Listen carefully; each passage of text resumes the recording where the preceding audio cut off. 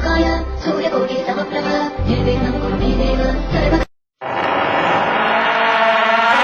जब रात होती है तो हम एक दिया जला लेते हैं और उसकी रोशनी में खुद को महफूज समझते हैं, मगर उस रोशनी के परे जो अंधेरा है वो अपने अंदर बहुत सारी कहानियां समेटे हुए है और इन्हीं कहानियों को आप तक लेकर आता है रात के अंधेरे में।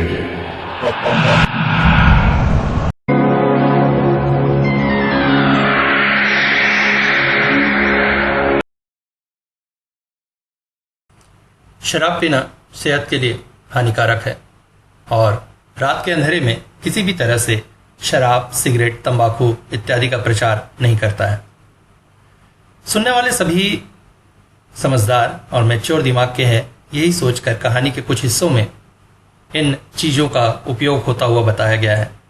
मगर आशा करते हैं हमारे श्रोता अपने सजग दिमाग को रखते हुए ये समझेंगे कि वो कहानी के बांग के तौर पे यूज किया गया है, मगर किसी भी तरह से शराब का सेवन स्वास्थ्य के लिए अच्छा नहीं होता है।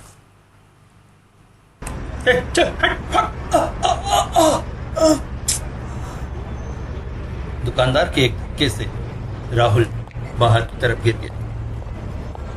बड़ी मुश्किल से अपने आप को एक हाथ से उठाकर सीधा किया। पैर के पास छिल गया था। हल्का सा लंगड़ाता हुआ वो दुकान से दूर जाने लगा। क्या बिगड़ जाता अगर 10 रुपए की एक अगरबत्ती ले लेता। यही तो उसके जीवन का संबल है। शहर में घूम घूम कर अगरबत्ती बेचता है वो। आज नहीं खराब है। सवेरे से मुश्किल से 3 पैकेट अगरबत्ती ही बिकी। पिछले दिनों से ही बिल्कुल कम है। पीने का इंतजाम नहीं हो पा रहा है। आधा पेट खाकर जीना पड़ रहा है। एक पेड़ के नीचे बने चबूतरे में वो बैठ गया। पास ही पान ठेला था जिसमें लोगों द्वारा पी जा रही सिगरेट की खुशबू उसके नाक तक पहुंची। मन किया एक पैकेट बीड़ी ले ले। बीड़ी फूकने से उसकी आग में अपनी तकलीफ और लोगों के प्रति चिढ़ और गुस्सा उड़ा दे सकेगा। मगर फिर लगा एक पैकेट बीड़ी की जगह कुछ खाने का सामान आ सकता है, वरना बीड़ी फूक कर रात को भूखा रहना पड़ेगा। समय मार्च का महीना, बसंत का मौसम। बसंती बयार बह रही थी। हवाएं आज थोड़ी तेज ही, और उसी तेज हवा में उसकी नजर अपने दाएं हाथ पर पड़ी। शर्ट का हिस्सा हवा में उड़ रहा था। अपना बायां हाथ खो चुका और आज भी उस रात को याद करके कांप उठता था। मन होता काश उस रात गया ही ना होता तो आज उसकी जिंदगी कुछ और ही होती। अभी 1 साल पहले की ही तो बात थी। जिंदगी कितनी खुशनुमा थी। वो एक दिलदार इंसान की तरह रहता था। माता पिता का देहांत हो गया था। पिताजी जितनी भी थी अच्छी खासी दौलत छोड़ गए थे। ऐसे में अकेले उस जान की जिंदगी मजे में ही बीत रही थी। शराब और जुआ ये दो उसकी जिंदगी के सबसे मुख्य अंग थे। जी भरकर शराब पीता और हर शुक्रवार शहर के रेस कोर्स में जाकर घोड़ों पर दांव लगाता। उस दिन भी दांव लगाने के लिए ही जा रहा था कि अचानक उसका दोस्त मृणाल पहुंचा। ए राहुल सुनना, कहीं घूमने चलते हैं यार। देख मैं अभी रेस कोर्स जा रहा हूं, बाद में बात करेंगे। अरे क्या दिन भर तू रेस कोर्स में जुए पे दांव लगाता है? भाई कोई तू अमीर की औलाद नहीं है। ठीक है जितना भी तेरे माँ बाप छोड़ गए, मगर जिंदगी तो बहुत लंबी है। क्यों जुए में पैसा बर्बाद कर रहा है? पैसे को किसी अच्छी जगह लगा, इन्वेस्ट कर, पैसे बढ़ेंगे। जिंदगी में कब क्या हो जाए कह नहीं सकते। अरे मुझे कौन सी अपनी जिंदगी जीनी है यार, अकेली जान खा पी कर मौज कर रहा हूं और क्या। मगर आगे भी तो कुछ करना है। ले तो अभी दिमाग मत खा। अच्छा सुनना, मैं ये कह रहा था, मेरे ऑफिस में अभी तो 10-12 दिन की छुट्टी है। बॉस के ससुर का देहांत हो गया, इसलिए ऑफिस बंद है। चल कहीं घूम कर आते हैं। ठीक है, शाम को मिल, मैं बात करता हूं। कहकर मैं रेस कोर्स को चला गया। उस दिन 27 नंबर के घोड़े पर मैंने 5,000 रुपए लगा दिए। पता नहीं इंट्यूशन था कि आज मेरा दिन बहुत अच्छा जाने वाला है, और हुआ भी वही। 27 नंबर का घोड़ा जीत गया। इस वक्त मेरी जेब में 17,000 रुपए थे। मन में उमंग। मन किया तुरंत ही मृणाल के पास जाऊं और बोलूं, चल कहां घूमने जाएगा, तुझे घुमा कर लाता हूं। रेसकोर्स से बाहर निकला ही था कि अचानक अरविंद बाबू दिख गए। कैसे है? ये इंसान बड़ा अजीब था। मुंह में पान ऐसे दबाए रखता था जैसे उसके मुंह का कोई अभिन्न अंग हो। बिना पान के आज तक उन्हें नहीं देखा था। उन्हें भी रेस खेलने का बहुत शौक था और अक्सर मिल जाते थे मुझे यहां। मैंने कहा, बस क्या हुआ? मैंने भी 27 नंबर पर ही लगाया था। जीता मैं भी तुम्हारी तरह ही। अरे तो खड़े खड़े क्या कर रहे हैं? चलिए सेलिब्रेट करते हैं। कह रहे हो? चलो और क्या। हम दोनों वहां कुछ ही दूरी पर देशी शराब के ठेके पर पहुंच गए। दोनों ने दबाकर शराब पी। अब शराब का खर्चा और कितना होता। उस दिन दोनों दिलदार की तरह एक दूसरे को पिला रहे थे। खाने की पूरी व्यवस्था अरविंद बाबू ने की। इसके बाद दोनों पैदल ही घर की ओर निकल पड़े थे। रास्ता सुनसान सा ही था। दोनों चले जा रहे थे।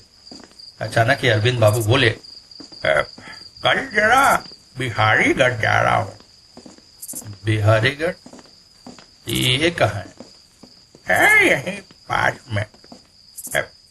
शाम की लोकल ट्रेन से निकलूंगा। मगर अचानक यहाँ जाने की आपने कैसे सोचा? अरे तुम्हें तो पता है मुझे शर्त लगाने की आदत है। इस आदमी में ये एक गुण था कि वो अक्सर शर्त लगाता था, और सामान्य शर्त नहीं, अलग अलग हॉन्टेड और डरावनी जगह पर रात बिताने की शर्त। वो कहता था कि मैं डर नाम की कोई चीज नहीं है, अभी तो भूत प्रेत आदि उसी से डरते हैं। और इस बात पर उसकी काफी ख्याति भी थी। बहुत सा पैसा उसने इसी माध्यम से कमाया था। असली में हमारे मोहल्ले में जो ताश की मीटिंग बैठती है ना, उसमें कल सोमनाथ बाबू आए। सोमनाथ बनर्जी बाबू हमारे मोहल्ले के बहुत गणमान्य व्यक्ति हैं। उन्होंने बताया बिहारीगढ़ में एक बाबा का तालाब है और के पास ही बाबा का मैदान। तो कहते हैं उस मैदान में शाम के बाद कोई जाता नहीं, और रात भर तो उस मैदान में कोई बिता ही नहीं सकता। आज तक बहुत से लोग शर्त लगा कर गए, मगर कोई नहीं टिक पाया। मैंने भी तुरंत ही सोचा, अच्छा मुर्गा पैसा। मैंने पूछ लिया, अगर रात बिता लिया तो क्या मिलेगा? महाशय भी बोल पड़े, 10,000 रुपए। अब आज के महफिल में शर्त की बात की है तो वो झूठा नहीं हो सकता। वरना क्लब में उनकी इज्जत को दांव पर लगा, क्लब में उनकी इज्जत पर बट्टा लग जाएगा। बस 10,000 रुपए लूटने का बकरा हाजिर है। हाँ, ये कहा उन्होंने कि मैंने रात बिताई है या नहीं, इसका प्रमाण देना हो। प्रमाण कुछ खास नहीं, वही मैदान के आखिरी छोर पर एक पेड़ है, इसमें रात ढलने के बाद फूल खिलते हैं। उसी पेड़ से 3-4 फूल लेके आना है। फूल दिखा सका तो 10,000 रुपए के। तुम चलोगे क्या मेरे साथ? मैं 5,000 रुपए दूंगा। मैं वे मेरी तरह साहसी आदमी हो, मुझे पता है, इसीलिए कह रहा हूं। एक से भले दो, पैसे कमाने का मौका दोबारा थोड़ी आता। सुनकर जैसे राहुल की बाँछें खिल गई। 5,000 कड़कड़े नोट, वो भी एक रात एक खुले मैदान में बिताने के। और सारी व्यवस्था तो अरविंद बाबू की तरफ से ही थी, खाना पीना। और अरविंद बाबू जिस तरह के दिलदार आदमी थे, खाने पीने की व्यवस्था बुरी नहीं करेंगे, उन्हें विश्वास था। राहुल ने तुरंत ही कहा, ठीक है, चलते हैं। कल कितने बजे निकलना? 5:30 की लोकल है, चलेंगे। 7 बजे तक वहां पहुंच जाना है। तो कल मिलो 5 बजे तक स्टेशन पर। बिल्कुल, कहकर राहुल अपने घर चला गया।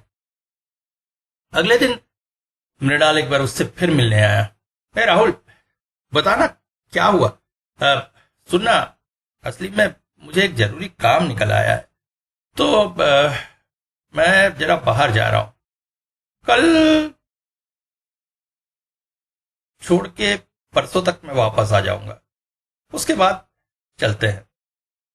राहुल ने मन ही मन सोचा, बिहारीगढ़ के बारे में मृणाल को नहीं बताया जा सकता।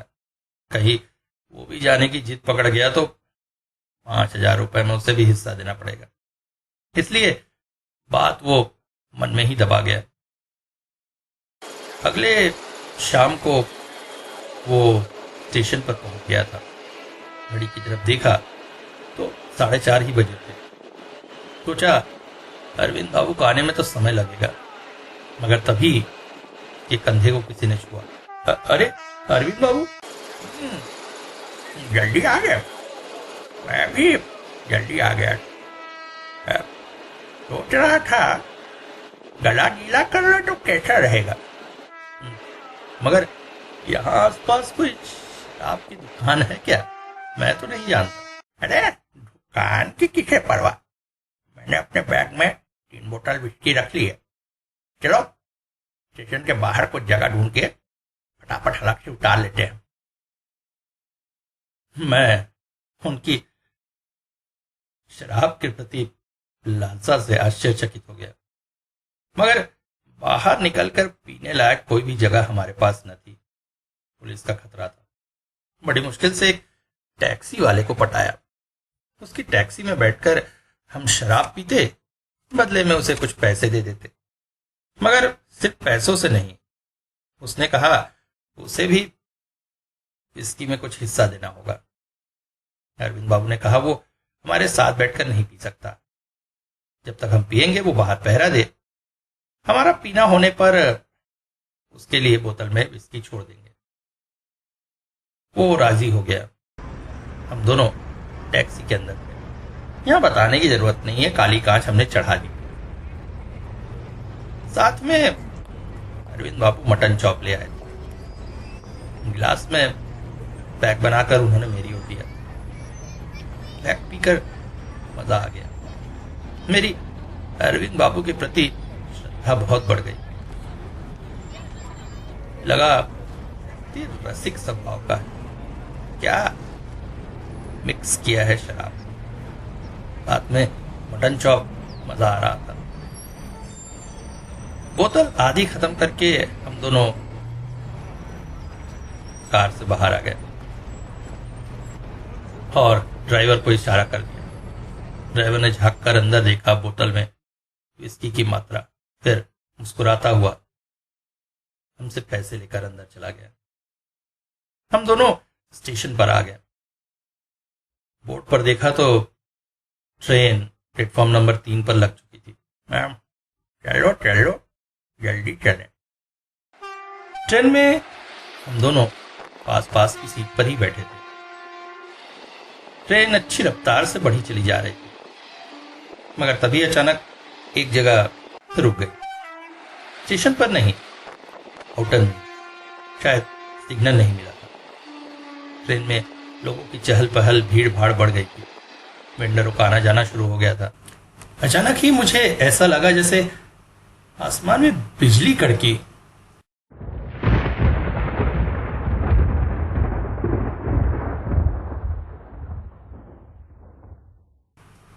मैंने अरविंद बाबू से कहा, आप छाता तो लेके आए हैं? छाता? आसमान तो साफ है, ऐसे में छाते से क्या करना है?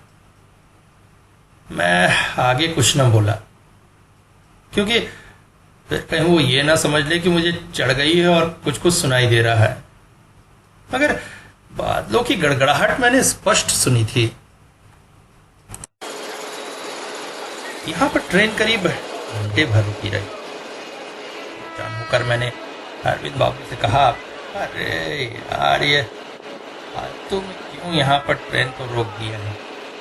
अभी मैंने ये कहा ही था, ट्रेन ने विसिल दे दी। बाहर अच्छी हवा चल रही थी। मैं नींद के झोंके में आ गया।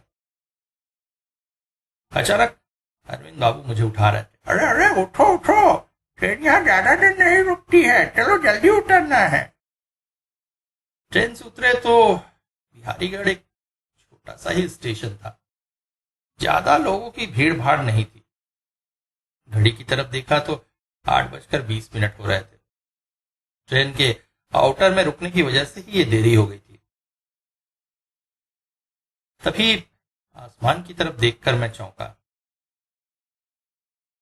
आसमान में काले बादल थे।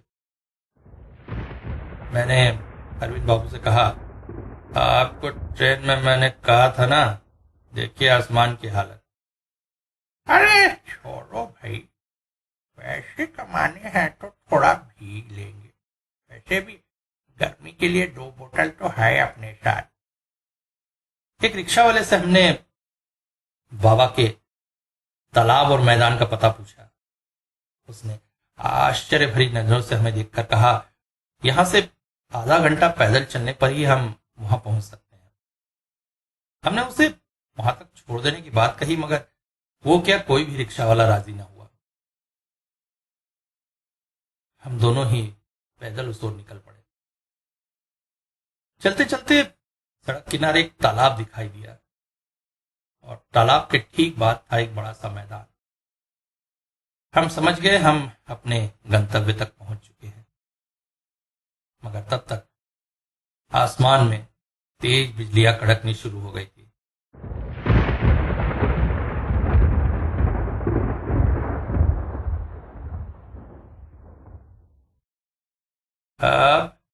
अब इस खुले मैदान में कहां रहेंगे? अरे खुले मैदान में क्या? वो देखो। मैं देखकर चौंक पड़ा। मैदान के ठीक कोने पर एक 2 मंजिला घर था। रिक्शा वाला इसके बारे में बताना शायद भूल गया था। हम दोनों उस घर की तरफ चल पड़े। घर काफी पुराना था। दरवाजे खिड़कियां काफी टूट चुके थे, मतलब कोई रहता नहीं था। मगर हम दोनों के वहां रात बिताने का साधन बन चुका था वो घर। बाहर की बारिश से बचने के लिए इससे अच्छी जगह और क्या थी। दोनों घर के अंदर आए। अचानक ही अरविंद बाबू ने अपनी बैग से एक बड़ा सा टॉर्च निकाला। मैंने आश्चर्य से उनकी तरफ देखा। अरे बहुत सी जगहों पर शरत लगाकर रात बिताई है। ये सब परिस्थितियों से निपटना ही पड़ता है। मैं हर चीज के लिए तैयार रहता हूँ। टॉर्च की रोशनी में हमने घर का निरीक्षण किया। आसपास सड़क उजाटी होने के बाद भी वहां पर रहा जा सकता था। सबसे अच्छी बात, अंदर के कुछ फर्नीचर अभी भी सलामत थे, जिसमें एक सेंटर टेबल और उसके चारों 3-4 कुर्सियां थी। हम जाकर वहीं जम गए। बाहर अब तेज बारिश शुरू हो चुकी थी। आते हुए हम अपने साथ मटन चॉप और रोटियां ले आए थे। भाई, रात को खाने की भी तो व्यवस्था करनी थी, और वैसे भी शराब पीने के बाद भूख जरा ज्यादा ही लगती। अचानक अरविंद बाबू ने बैग में से 2 बड़ी मोमबत्तियां निकाली और जला दी। हालांकि बाहर हवा तेज थी, इस वजह से मोमबत्ती की लौ फड़फड़ा रही थी, मगर कमरे में रोशनी होते ही मैं चौंक पड़ा। कमरे की छत और दीवालों पर कुछ अजीब से निशान थे। मोमबत्ती को हाथ में लेकर मैं दीवार के पास पहुंचकर उसे गौर से देखने लगा। ऐसा लग रहा था जैसे बड़े बड़े नाखूनों से दीवार को कुरेदा गया। मैंने अरविंद बाबू की तरफ देखकर कहा, ये क्या हो सकता है? कौन? अरे छोड़ो यार, ऐसे पुराने घरों में चमगादड़ दीवारों वगैरह को नक्कोड़ देते हैं, बीट कर देते हैं, जो टूट कर ऐसी ही दिखने लगती। वहां बैठो यहाँ, कहकर बैग से बोतल निकाल ली। मैंने कहा, खाना भी निकाल लीजिए, भूख लग रही थी। हाँ? अरे बिल्कुल बिल्कुल। अचानक ही बाहर बारिश बंद हो गई, मगर अब झींगुरों को और मेंढकों की आवाज आनी शुरू हो गई। इस वजह से स्थिति थोड़ी डरावनी सी बन गई थी।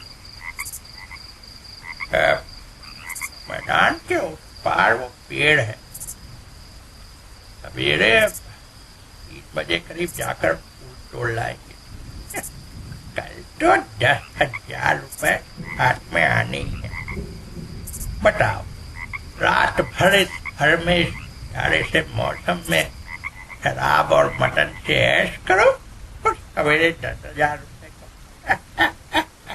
इससे अच्छी लाइफ क्या होगी? तभी अचानक मैंने महसूस किया जैसे हवा का एक झोंका मोमबत्तियों को पूरी तरह से लहराकर बुझा गया। आश्चर्य था, हवा का झोंका जिस ओर से आया था उस तरफ से हवा नहीं बह रही। मैं थोड़ा सा चौंका।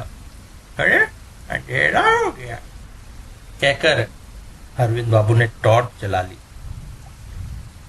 मगर तभी टॉर्च की रोशनी भी कम होने लगी थी। अरे अरे अरे, इसकी भी बैटरी कैसे खत्म हो रही है? अब चलो जल्दी जल्दी खा पी लो भाई, टॉर्च बुझा देंगे। सवेरे फूल खोजने में इसकी जरूरत पड़ेगी। मैंने जेब से सिगरेट निकाली। उन दिनों मैं सिगरेट पीता था। बीड़ी की गंध भी मुझे बदबू लगती थी। मेरे आसपास अगर कोई पीता तो मैं उसे डांटकर भगा देता था, मगर ये क्या, लाइटर जल नहीं रही थी। पहले लगा पानी से भीगने की वजह से, मगर लाइटर पानी से भीगना।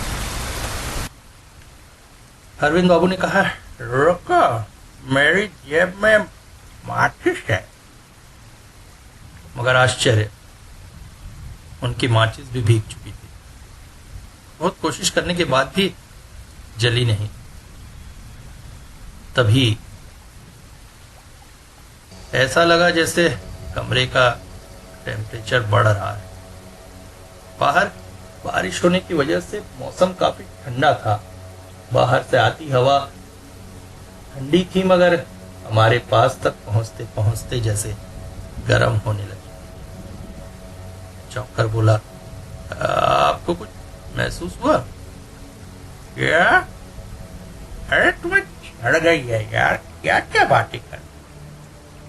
मगर नहीं, चढ़ी नहीं थी, क्योंकि जब कमरे में हम घुसे थे तो एक अजीब सी बांस मेरे नाक में आई थी, जैसे जैसे आसपास सड़ी हुई मछली पड़ी हो। कुछ देर बाद वो गायब हो गई थी, मगर अब फिर से आने लगी। तभी अरविंद बाबू चौंके। ये कैसे हुआ? टॉर्च की मध्यम होती रोशनी में मैंने देखा टेबल पर रखी शराब की बोतल से शराब कम हो चुकी थी। मैंने नहीं पिया। अरे स्प्रिट है, उड़ जाती है, लगता है ऐसी उड़ गई हो। मगर स्प्रिट का उड़ने के लिए बोतल का ढक्कन तो खुला होना चाहिए। ढक्कन तो बंद था। अच्छा चलो चलो जल्दी पी लेते हैं, इससे पहले कि पूरी उड़ जाए। कहते कहते अरविंद बाबू पैक बनाने लगे। तभी छत से गिलास में कुछ गिरा और इसके बाद मेरे कंधे पर भी कुछ गिरा और फिर टपकने की आवाज आने लगी। पहले लगा बारिश का पानी छत से टपक रहा है, मगर जब टॉर्च ऊपर की तरफ मारा तो देखकर मैं चौंक गया।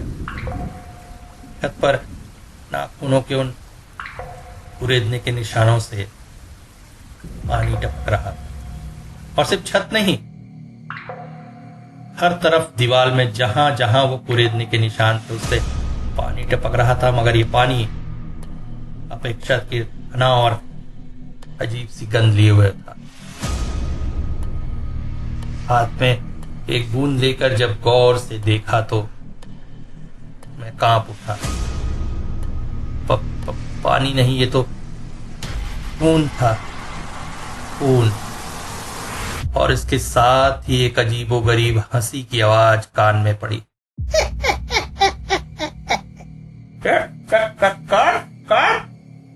अचानक अरविंद बाबू चीख उठे। लगता है यहाँ हमारे अलावा भी कोई है। मैं डराने की कोशिश कर रहा हूँ। मेरे पास बंदूक है, डरना मत तुम। कहते हुए अपने बैग से एक रिवॉल्वर उन्होंने निकाल लिया। मैं डर से कांप रहा था। अचानक ही अनजाने में मेरा हाथ जेब में चला गया और एक सिगरेट मुंह में लगा ली। लाइटर को जैसे ही घिसा वो जल पड़ा। आश्चर्य, अभी तक तो ये लाइटर नहीं जल रहा था, मगर लाइटर के जलते ही उसकी रोशनी में मुझे दिखाई दिया एक अजीब सा चेहरा। मैं चौंका। लाइटर छूटकर हाथों से नीचे गिर गया और वो चेहरा भी गायब हो गया। क्या हुआ? मुझे हाँ कुछ ठीक नहीं लग रहा है। मुझे भी। क्या क्या करना चाहिए? यहाँ से चले? अभी हम बातें ही कर रहे थे कि अचानक बहुत पास वो हंसी की आवाज आई और अगले ही पल कमरा बिल्कुल शांत हो गया। टॉर्च अब बुझ चुकी थी। मैंने आवाज लगाई, अरविंद बाबू, अरविंद बाबू। मगर अरविंद बाबू का कोई भी प्रत्युत्तर मुझे न मिला। अचानक इधर उधर मैंने ढूंढना शुरू किया। गिरी हुई लाइटर अगर हाथ लग जाए, और ऐसे में अचानक मेरे हाथों से धक्का लगकर शराब की बोतल और गिलास जमीन पर गिर पड़े।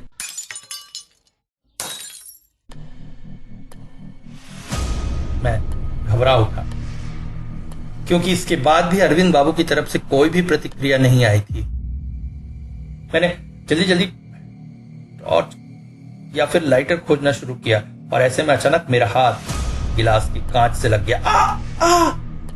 हाथ से खून निकलने लगा, और तभी कानों में पड़ी वो सर्द आवाज,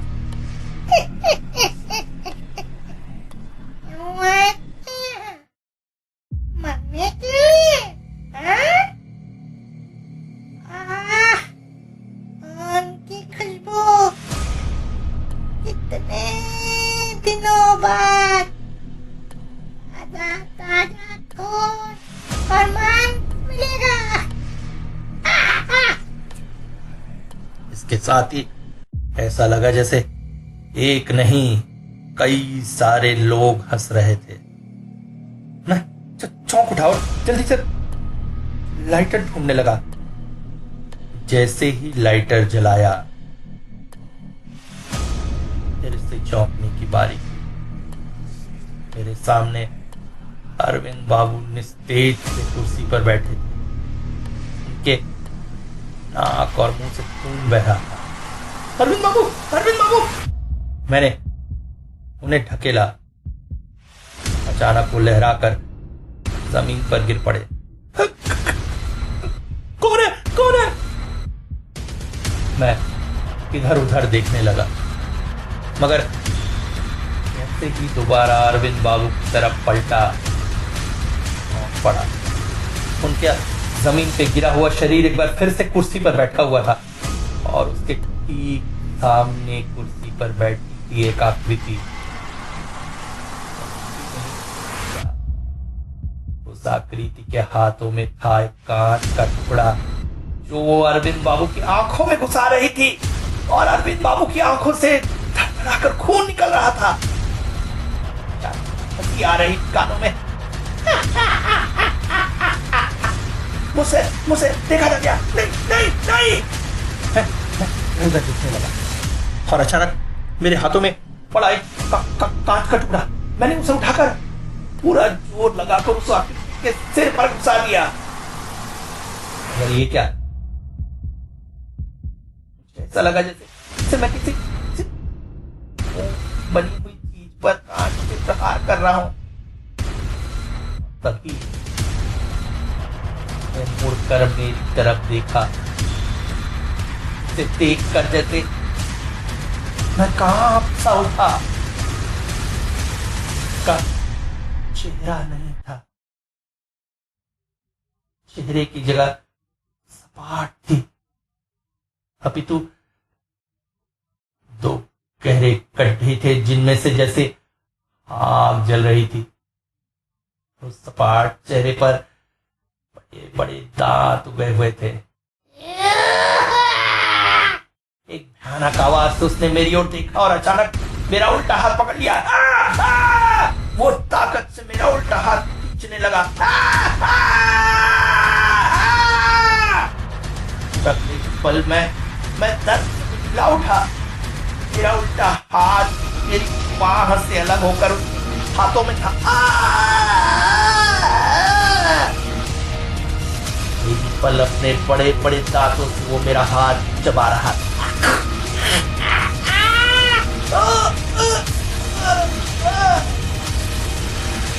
बात है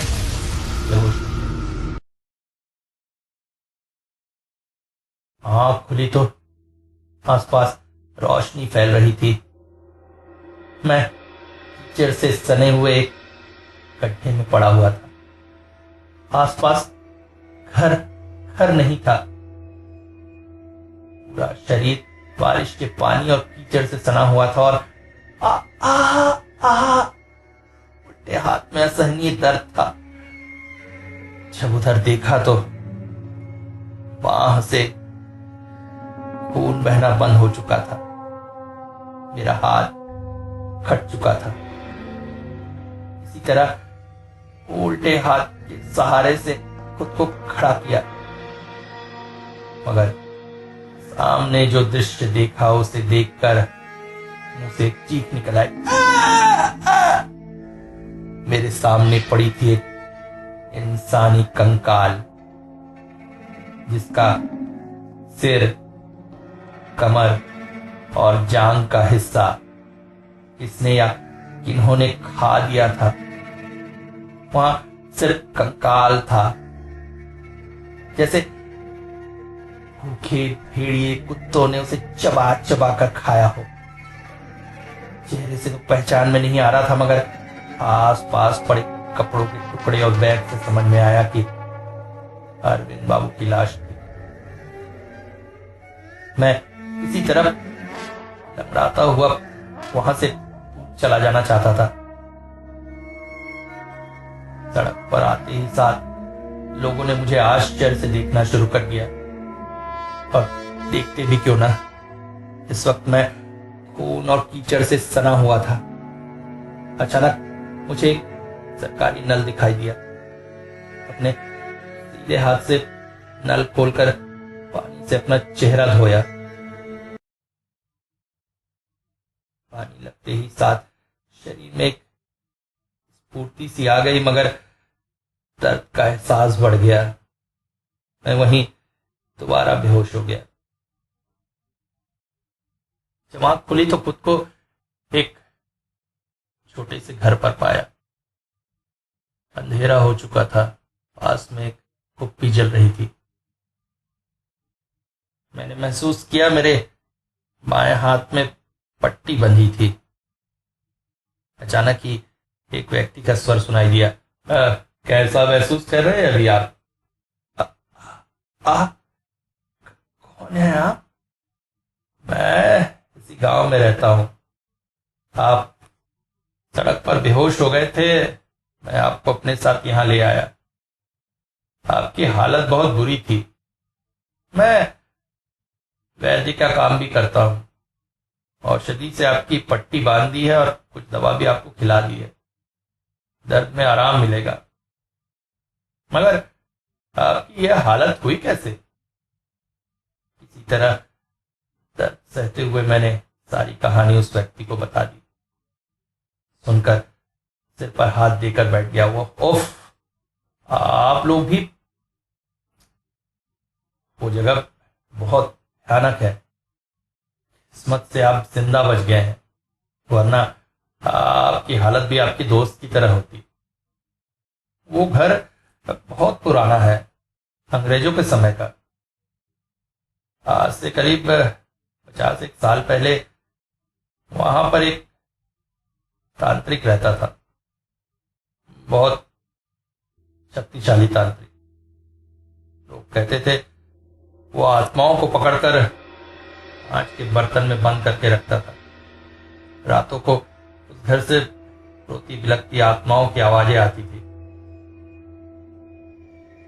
एक खास कमरे में उसने आत्माओं को प्रताड़ित करने का काम भी करता था, उनसे अपनी इच्छा पूरी करवाने के लिए। और जो आत्मा उसकी इच्छा न पूरी करे उसे मंत्र बल से प्रताड़ना भी देता था। दर्द से बिलखती हुई आत्माएं दीवारों पर नाखूनों से कुरेदती थी। कमरा मंत्र से अभिमंत्रित था, इस वजह से आत्माएं कमरे से बाहर नहीं जा सकती थी। एक रात तेज आंधी और बारिश आई। आंधी इतनी तेज थी कि घर में रखे कांच के वो बर्तन गिरकर टूट गए और वो आत्माएं मुक्त हो गई। इसके कुछ दिनों बाद तक तांत्रिक दिखाई नहीं दिया। लोगों ने हिम्मत करके जब घर के अंदर जाकर देखा, तांत्रिक की अस्थायी लाश पड़ी हुई। इसके बाद से उस घर के बारे में काफी बातें सुनने में आने लगी।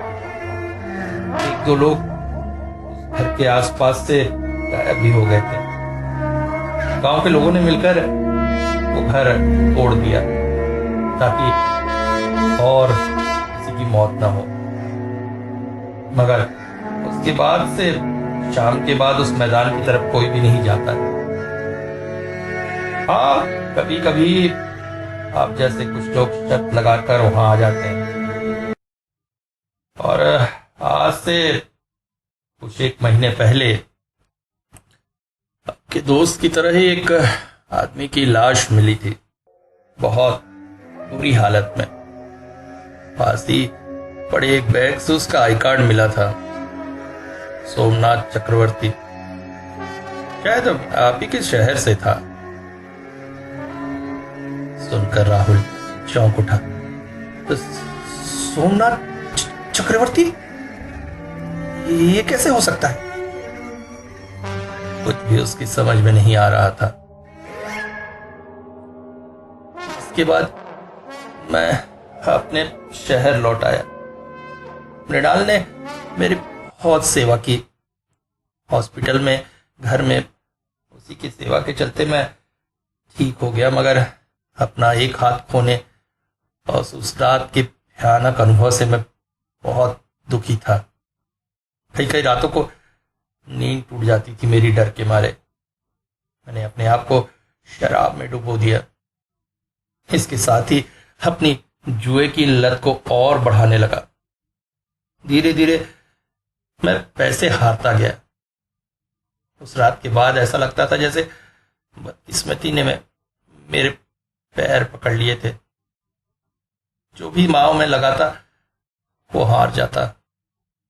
पैसे खत्म होने लगे, घर के बर्तन, और धीरे धीरे फिर घर भी बिक गया। आज एक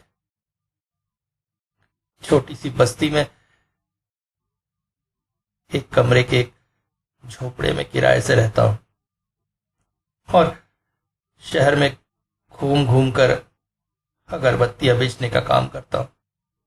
बड़ी मुश्किल से आधा पेट खाना नसीब होता है और कभी कभी तो पानी पीकर ही रहना पड़ता है। आज भी मन कहता है काश मैं मृणाल के साथ घूमने चला गया होता।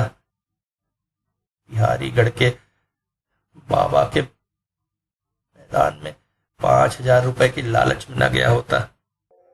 वो मैदान नहीं, मौत की गोद थी।